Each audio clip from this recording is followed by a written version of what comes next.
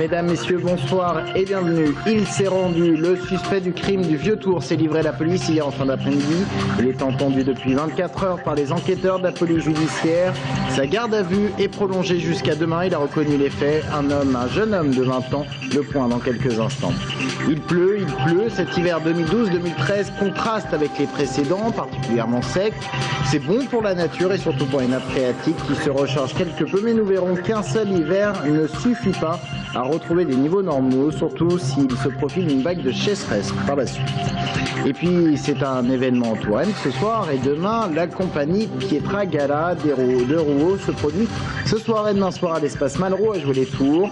Un spectacle qui mêle la danse à l'image, le tout en 3D et sur une bande son signée Laurent Garnier. Il s'est présenté hier en fin d'après-midi au commissariat de Tours. Le suspect dans le meurtre du Vieux-Tour s'est rendu. Un jeune homme de 20 ans qui a reconnu les faits. Il est entendu depuis 24 heures par les enquêteurs de la police judiciaire. Ce soir, il est toujours en garde à vue. Les précisions, Aurélie Renaud. C'est accompagné de sa mère et de son avocat maître Benjador que le jeune homme s'est rendu au commissariat. Ses aveux sont clairs et il indique aux policiers être l'auteur du coup de couteau qui a coûté la vie à un jeune homme de 23 ans samedi dernier dans le Vieux-Tour. Pour vérifier ces informations, les policiers vont devoir une nouvelle fois interroger les témoins des faits, les employés et les clients du supermarché devant lequel le drame a eu lieu, mais également les riverains. Autre élément, analyser une seconde fois la vidéo de la caméra de surveillance qui a filmé la scène, le tout afin de vérifier l'identité de ce Tourangeau de 20 ans passé aux aveux. Sa garde à vue a aujourd'hui été prolongée de 24 heures et demain après-midi, une information judiciaire devrait être ouverte. Aujourd'hui, dans le Vieux-Tour, rue Brissonnet, des fleurs et des bougies ont été déposées à l'endroit même où la victime a succombé à ses blessures. Sur des messages, nous ne t'oublierons pas, tu étais un mec bien, et un je t'aime, signé maman. En bref, dans le Loir-et-Cher, les pompiers n'ont toujours pas retrouvé le corps qu'ils cherchaient hier à Blois, notamment sous le pont Jacques-Gabriel. Un signalement leur avait été fait. Ils s'étaient mis à la recherche du corps dès 9 h du matin. Les recherches sont aujourd'hui abandonnées. Les policiers de Tours, de leur côté, ont élucidé une affaire de vol. 47 faits de vol entre mai 2012 et janvier 2013 dans des hôpitaux, cliniques et maisons de retraite. L'auteur, une femme avec un bébé prématuré. Elle se rendait régulièrement dans des établissements de santé pour son bébé. Elle en profitait pour dérober portefeuille et bijoux. La météo, il est tombé en ce début de février l'équivalent d'un mois de précipitations en seulement 10 jours. Cet hiver est particulièrement pluvieux, vous l'aurez constaté, ce qui contraste avec les hivers précédents. Alors c'est mauvais pour le moral, mais pour se consoler, on se dit que c'est bon pour les nappes phréatiques. Seulement voilà, il ne suffit pas d'un hiver pluvieux pour tout recharger. Jérôme Alain. Comme ici à Vernoux-sur-Brenne, les cours d'eau ont largement débordé ces derniers jours dans le département. Il faut dire que les premiers jours de février ont été pluvieux, 60 mm depuis le début du mois. Alors même si on est bien loin du record de février 77 où il avait plus 145 mm en un mois à Tours, les précipitations de ces derniers jours sont bénéfiques pour les nappes phréatiques de faible profondeur. Ces nappes-là sont à un niveau assez haut en ce moment puisqu'elles se sont rechargées au cours des derniers mois. Par contre, c'est pas le cas, c'est pas la même chose pour les nappes plus profondes, qui elles sont beaucoup plus longues à se recharger et parfois ça peut être des cycles de plusieurs années avant que on ait vraiment une recharge du niveau des nappes. Les nappes souterraines situées, elles, entre moins 10 et jusqu'à moins 100 mètres de profondeur souffrent encore d'hivers assez secs ces 5 dernières années et enregistrent donc des déficits d'eau. Et même si les champs et bords de route sont aujourd'hui humides ou gorgés d'eau, les niveaux des nappes n'ont rien d'exceptionnel et pourraient vite devenir déficitaires en cas de sécheresse durant l'été. Pour ces nappes qui sont assez proches de la surface, leur écoulement peut être rapide. Elles peuvent s'écouler très rapidement vers les cours d'eau et au cours des prochains mois, s'il n'y a pas de pluie, les nappes peuvent se vidanger. Pour certaines, elles peuvent se vidanger assez vite. Et donc, c'est pas toujours suffisant. C'est pas forcément suffisant pour la période estivale. Au 1er janvier, le BRGM constatait que près de 3/4 des réservoirs affichaient un niveau normal ou supérieur à la moyenne. Après un début février pluvieux, nul doute que les nappes auront remonté de niveau, même s'il est encore trop tôt pour constater des niveaux exceptionnels et durables dans le temps.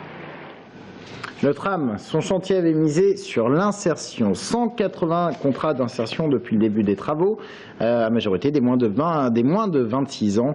Exemple dans une entreprise du BTP avec Jérôme Alain.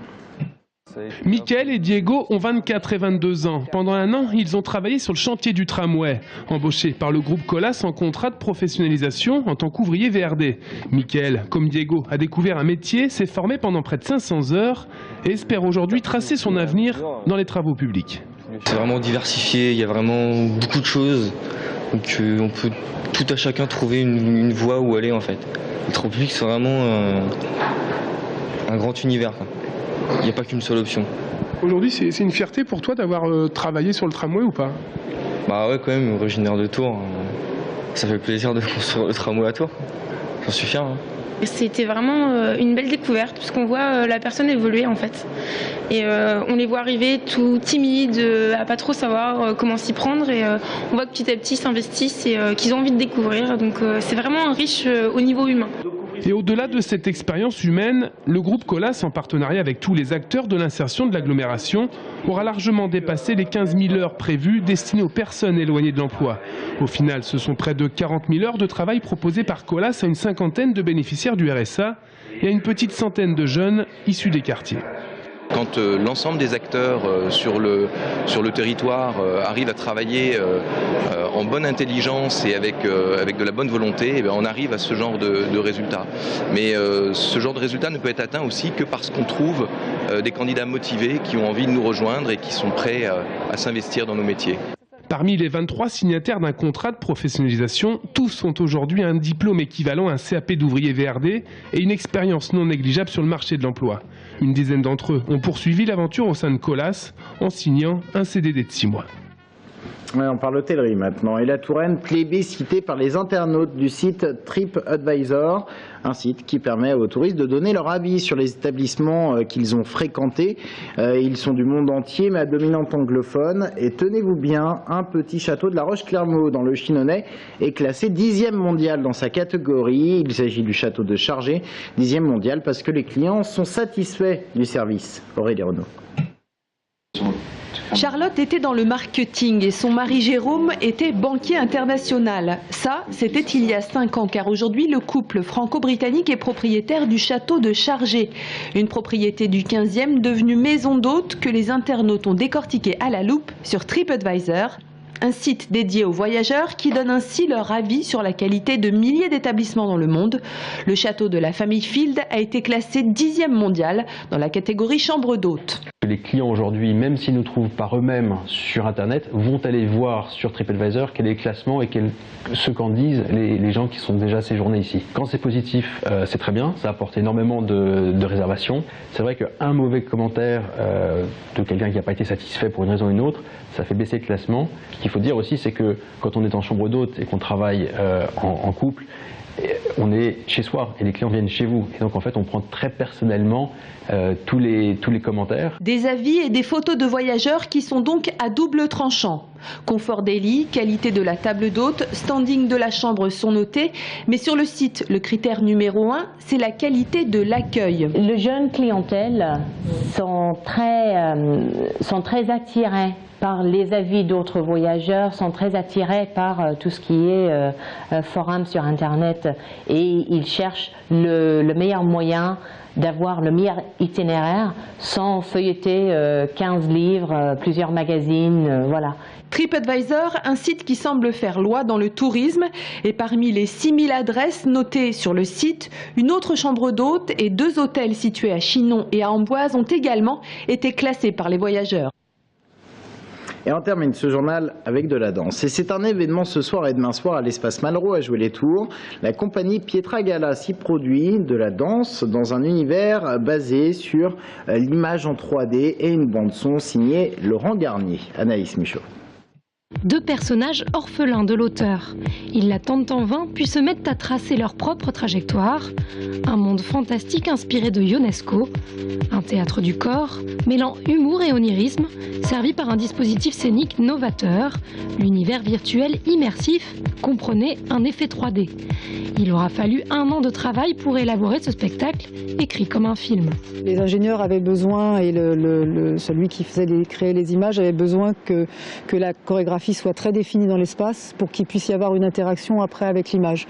Donc on a fait un peu le chemin à l'envers. On va dire ce décor vivant en 3D a été créé au fur et à mesure qu'on créait la chorégraphie, au fur et à mesure qu'on crée scène après scène. Et après, arrivé sur scène, on s'est bien sûr adapté aussi à l'image, à l'espace, pour que ce soit très cohérent par rapport aux spectateurs. 2 soirées sont proposées au Tourangeau à l'Espace Malraux, une salle particulière pour la compagnie qui, il y a 8 ans quasiment jour pour jour, présentait ici son tout premier spectacle.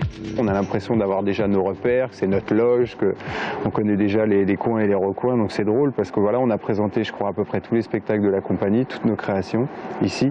Donc voilà, c'est un public qu'on connaît, qui nous connaît. Donc moi, je trouve que cette fidélité dans le travail entre les artistes et une salle et entre un public, c'est quelque chose de très important. Monsieur et Madame Rêve est un spectacle tout public qui promet une expérience hors du commun, au croisement de la danse, du théâtre, des arts de l'image, et le tout sur les rythmes endiablés de la musique électronique.